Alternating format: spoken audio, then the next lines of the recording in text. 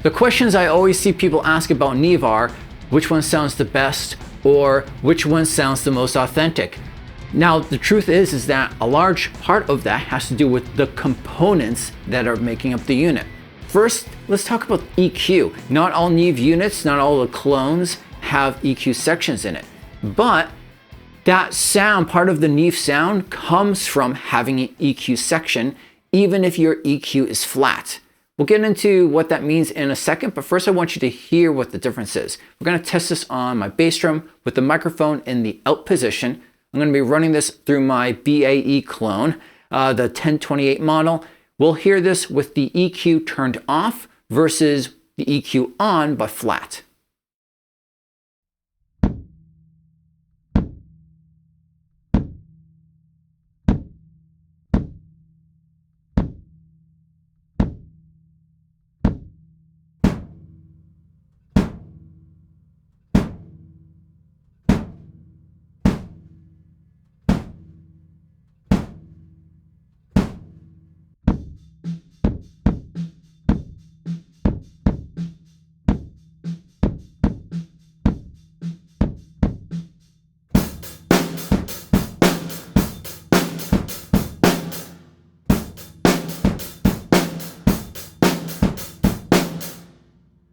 Now you should hear that when you engage that EQ, even though it's flat, you're getting a bit more color. Why? Because this is not a transformer-less design. So by running through additional components, it's able to add more color to it. You'll still get some of that Neve sound, even if you buy a unit that doesn't have EQ, but you're not going to get as authentic of a sound. That means you're going to want to stay away from certain Neve units, like say the 500 series stuff that usually doesn't have any EQ. So something like the AMS Neve 1073 LB, you're probably going to want to stay away from that. You'll even want to stay away from rack units that have a slimmed down EQ section, such as the BAE 1073 MPF. While this unit does have some circuitry for the EQ, it has other things removed that will affect the gain staging.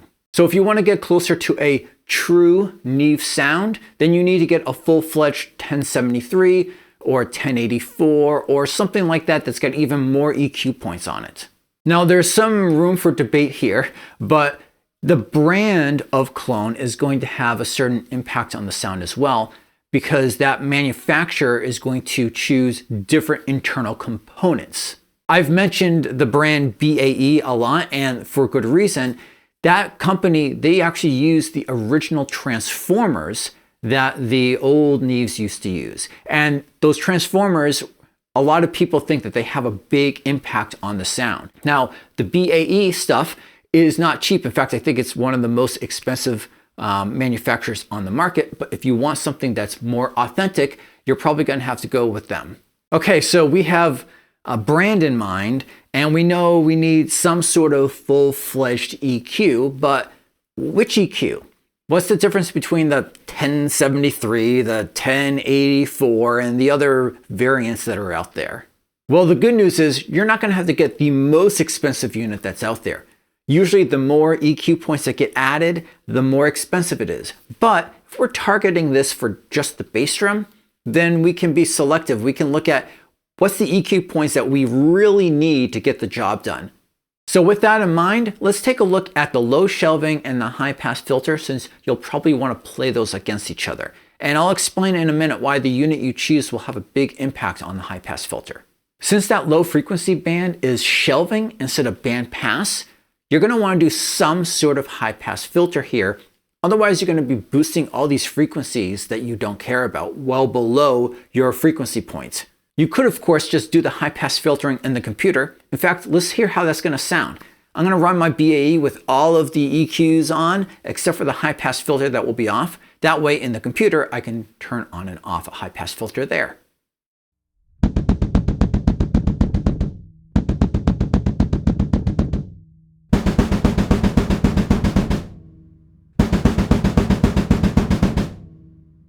I, for one, though, like to use the high pass filter on the unit and then also add a sub-frequency microphone in front of my bass drum.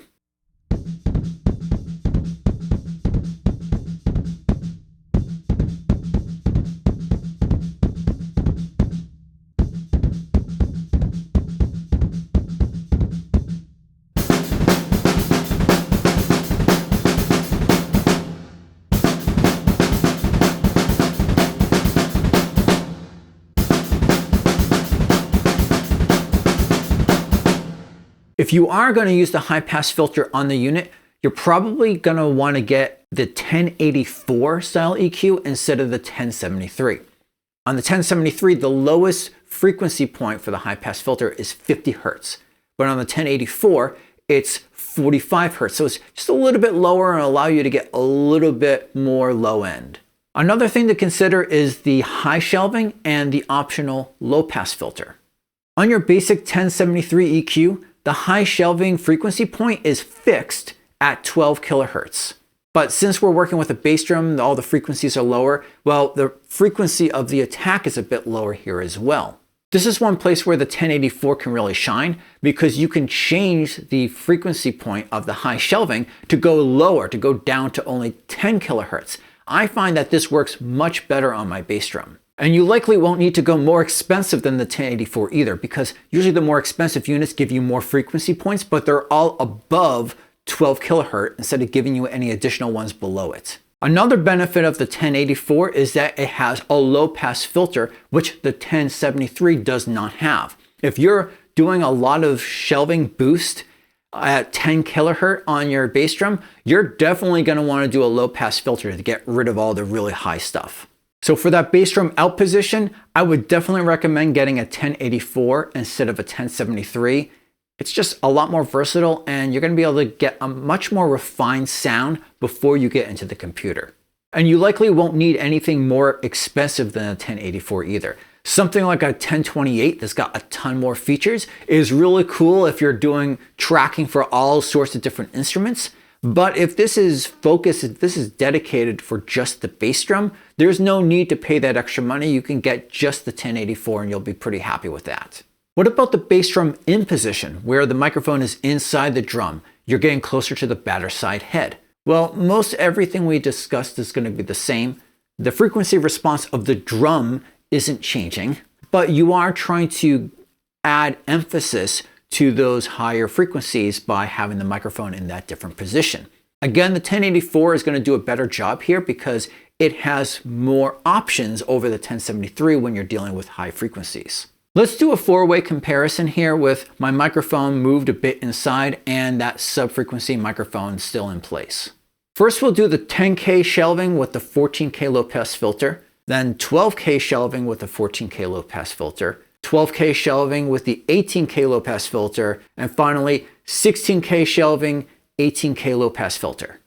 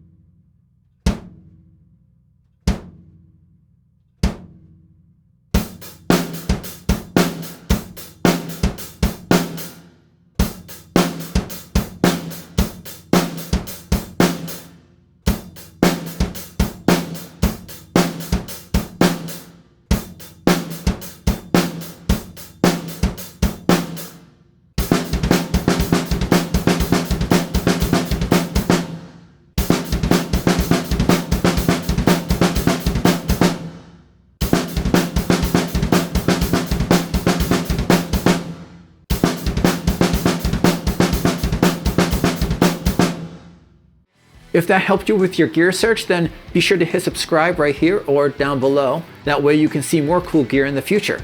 And while you're waiting, check out this video.